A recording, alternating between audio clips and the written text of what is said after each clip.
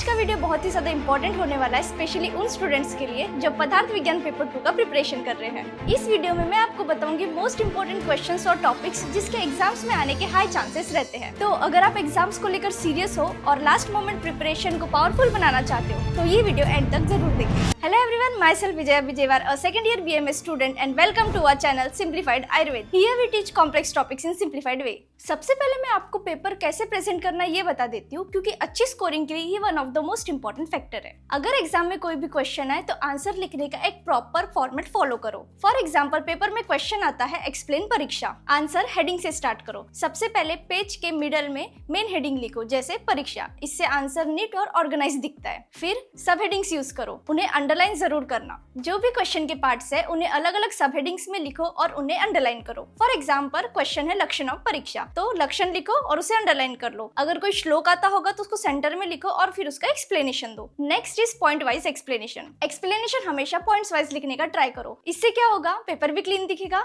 Examiner को पढ़ने में भी आसानी होगी और स्कोरिंग भी ज्यादा होने के चांसेस होते हैं। अगर कोई क्वेश्चन है तो उसमें फ्लो चार्ट्स और टेबल बनाने का ट्राई करो। फॉर एग्जाम्पल, टाइप्स ऑफ परीक्षा, तो फ्लो चार्ट बना के हर एक टाइप लिख दो, फिर उन्हें वन बाय वन एक्सप्लेन कर दो। और लास्टली डायग्राम्स ऐड करो, इससे इंप्रेशन अच्छा पड़ता है। इसका कंक्लूजन ये निकलता है कि structured plus neat plus point wise explanation is equals to more marks. ये तो हो गया paper presentation. Now we will start with the main motive of the video with LAQs, that is long answer questions which are asked for 10 marks each. पहला LAQ ज्यादातर 2 chapters से आता है, परीक्षा या आप्तोपदेश प्रमाण। अगर परीक्षा से पूछा तो प्रमा, अप्रमा, प्रमेय, प्रमाता और प्रमाण की डेफिनेशंस लिख के आगे रोग रोगी परीक्षा को एक्सप्लेन करो ऐसे पूछ सकते हैं। तो इस क्वेश्चन में हमको पांचों की डेफिनेशन लिख के रोग रोगी परीक्षा को इलेबोरेट करना होता है। या फिर ऐसे भी पूछ सकते हैं कि प्रमाण डिफरेंट ऑथर्स के अकॉर्डिंग एक्सप्लेन करो, तो इसमें किस दर्शन ने कितने और कौन से प्रमाण बताए हैं उसे एक्सप्लेन करना होता है। और अगर आप तो उद्देश्य आया तो एक्सप्लेन शब्द इन डिटेल ऐसे पूछ सकते हैं,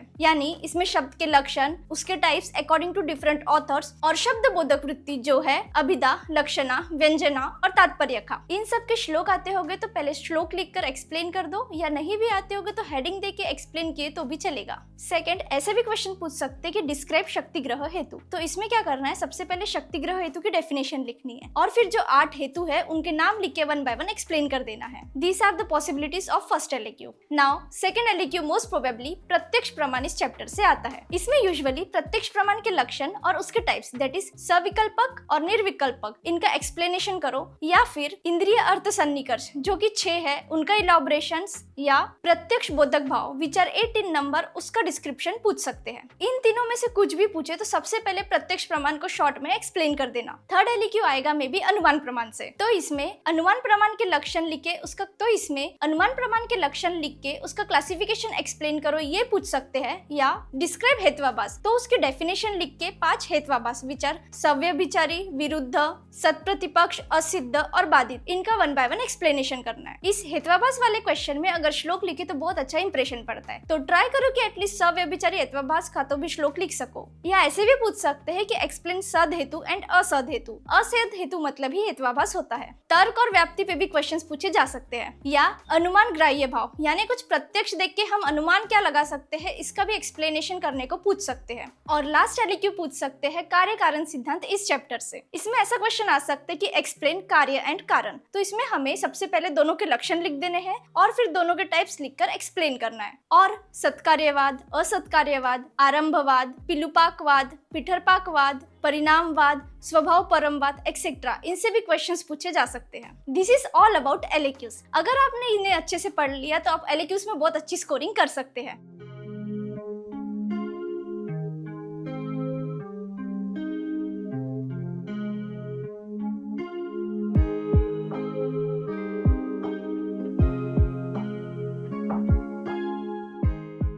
इसके बाद हम देखेंगे SAQs, that is short answer questions which are asked for 5 marks each.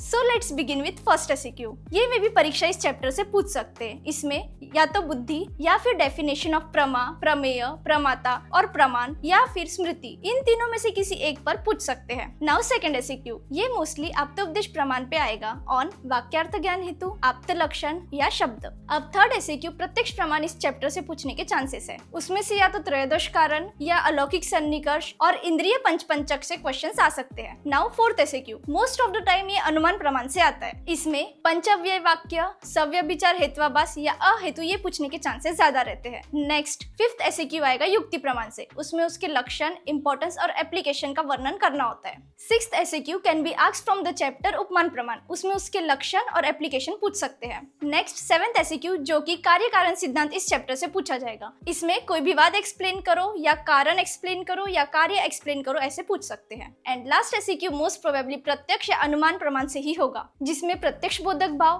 अंतःकारण, सपक्ष और विपक्ष पूछने के चांसेस है। गाइस, वीडियो के एंड में मैं आपको यही सजेस्ट करना चाहूंगी कि अगर आपके पास टाइम है तो पूरा सिलेबस कवर करना ही बेस्ट होगा। पूरा सिलेबस पढ़ने के बाद आप इन टॉपिक्स पर एक्स्ट्रा फोकस कर सकते हैं। लेकिन अगर आप ये वीडियो लास्ट मोमेंट पर देख रहे और थोड़ा स्ट्रेस फील हो रहा है कि कहाँ से शुरू करूँ, तो बिल्कुल घबराइए मत। आप बस इन टॉपिक्स को एक बार गो थ्रू कर लो, क्योंकि इनके एग्जाम्स में आने के चांसेस बहुत ज्यादा होते हैं। मैं ये क्लेम तो नहीं करूंगी कि सारे क्वेश्चंस और सीक्वेंस यही रहेगा, लेकिन अगर आपने ये टॉपिक्स कर लिए तो आप अच्छा स्कोर कर सकते हैं। So all the best for your exams. Thank you for watching this video. Stay healthy and keep simplifying.